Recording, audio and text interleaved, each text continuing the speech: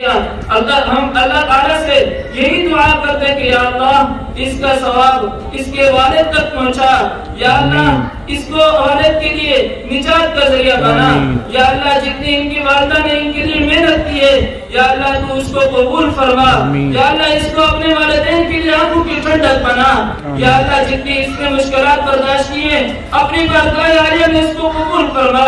یا اللہ جنہوں نے اس کے ساتھ محنت کی یا اللہ ان کی محنت کو بھی قبول فرما، یا اللہ جو ان کی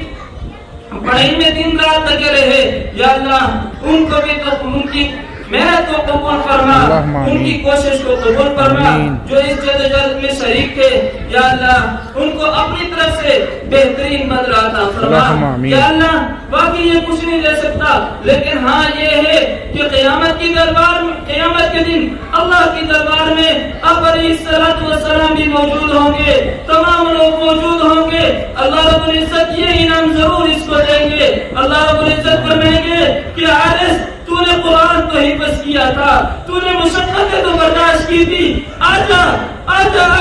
اپنے خاندان سے 10 بندوں کو نکال جن کے اوپر جہنم واجب ہو چکی ہے، ان کو نکال کے جنت میں لے جا، یہ آئے گا اپنے نامہ اعمال بھی دکھائے گا، ہر وہ رشتہ دار سامنے اپنا چہرہ دکھائیں گے اور وہ یہ کہیں گے کہ کاش ہماری سفارش کر لے،